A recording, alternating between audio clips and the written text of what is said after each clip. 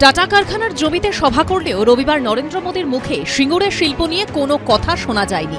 এই পরিস্থিতিতে অনেকের মুখেই সেই দিদি মোদি সেটিং এর তত্ত্ব। দিদি আর মোদি এখানে সেটিং এর ব্যাপার আছে, সেই জন্য দিদিকে চটাতে চাইছে না। দিদিমণি এসে কখন ঘোষণা করবে যে এখানে কবরস্থান হবে, বিশ্বমানের কবরস্থান করবে, সব জায়গাতে ধর্মস্থান করছে আর করছে। সিঙ্গুরের আন্দোলনের সময় বিজেপির তৎকালীন সর্বভারতীয় সভাপতি রাজনাথ সিং কলকাতায় এসেছিলেন, মমতা বন্দ্যোপাধ্যায়ের অনশন মঞ্চে গেছিলেন।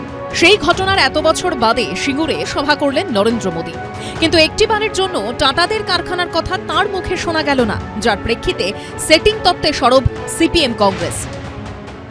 পশ্চিমবাংলার একটা বড় ইনভেস্টমেন্ট, যা কিনা বুদ্ধদেব ভট্টাচার্য গুজরাট, মহারাষ্ট্র, তামিলনাড়ুর সঙ্গে লড়াই করে বাংলায় নিয়ে এসেছিলেন, তা যেন আবার গুজরাটে উড়িয়ে নিয়ে চলে যাওয়া যায়, তার জন্য বাংলায় কারখানা আটকাতে হবে। মমতা ব্যানার্জিকে ফান্ড করেছিল এই সময় গুজরাটের ব্যবসায়ী লবি, যাদের মাথায় ছিলেন নরেন্দ্র মোদী গুজরাটের মুখ্যমন্ত্রী হওয়ার সুবাদে।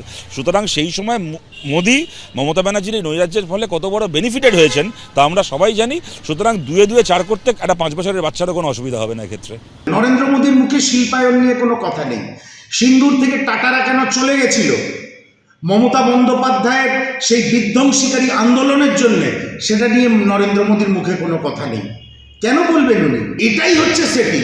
বঙ্গ বিজেপি অপদার্থ মমতা বন্দ্যোপাধ্যায়কে রেখে দেওয়ার আপ্রাণ আপনারা চেষ্টা করছেন। সিঙ্গুরের মাস্টারমশাই রবীন্দ্রনাথ ভট্টাচার্য, যিনি 2011 সালে তৃণমূলের বিধায়ক হয়েছিলেন, পরে বিজেপিতে যোগ দেন। সিঙ্গুরের মাটিতে দাঁড়িয়ে শিল্প নিয়ে নরেন্দ্র মোদীর নীরবতায় নিরাশ তিনিও। সার্বিক ব্যর্থতা শিল্প এবং কৃষির ক্ষেত্রে, এবং ব্যর্থতার সঙ্গে যে দুর্নীতি, এর প্রসঙ্গে তিনি নিজেকে জড়াতে চান না, তার দল বা সরকারকেও জড়িয়ে দিতে চান না। তাই সম্ভবত তিনি এ প্রসঙ্গে সম্পূর্ণ নীরব রইলেন। চুপ থাকলেন নরেন্দ্র মোদী, কিন্তু তার নীরবতাই উস্কে দিল বহু প্রশ্ন।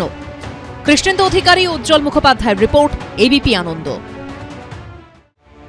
2016 সালের এসএসসি মামলায় বড় নির্দেশ সুপ্রিম কোর্টের। বয়সে ছাড় নিয়ে কলকাতা হাইকোর্টের নির্দেশে স্থগিতাদেশ দিল বিচারপতি সঞ্জয় কুমার এবং বিচারপতি কে বিনোদ চন্দ্রনের বেঞ্চ। সর্বোচ্চ আদালতের পর্যবেক্ষণ, শুধুমাত্র চাকরিরত, দাগি নন এমন বা আনটেন্টেড প্রার্থীদের ক্ষেত্রে প্রযোজ্য ছিল মূল মামলার রায়। জাস্টিস অমৃতা সিনহা বলছে, যারা আনটেন্টেড সবাই, যারা ওয়েট লিস্টে ছিল বা ছিল না, যারা অ্যাপ্লাই করেছে, তারা হচ্ছে সব আনটেন্টেড। সেইটার তফাৎ আছে।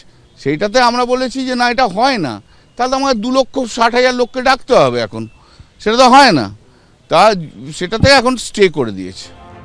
12ই ডিসেম্বর 2016 এসএসসিতে অংশগ্রহণকারী ওয়েটিং লিস্টে থাকা মামলাকারী চাকরি প্রার্থীদেরও ইন্টারভিউ নেওয়ার নির্দেশ দেয় কলকাতা হাইকোর্ট। বয়স পেরিয়ে যাওয়ার কারণে যাদের ইন্টারভিউতে ডাকা হয়নি, তাদের নতুন করে ইন্টারভিউ নেওয়ার জন্য স্কুল সার্ভিস কমিশনকে নির্দেশ দিয়েছিলেন হাইকোর্টের বিচারপতি অমৃতা সিনহা। সেই নির্দেশের ওপরই সোমবার স্থগিতাদেশ দিল সুপ্রিম কোর্ট। আগামী মার্চ মাসে মামলার পরবর্তী শুনানি রয়েছে। বিজেন্দ্র সিংহ, দীপক ঘোষ ও আশাবুল হোসেনের রিপোর্ট, এবিপি আনন্দ। এবিপি আনন্দ, এগিয়ে থাকে, এগিয়ে রাখে।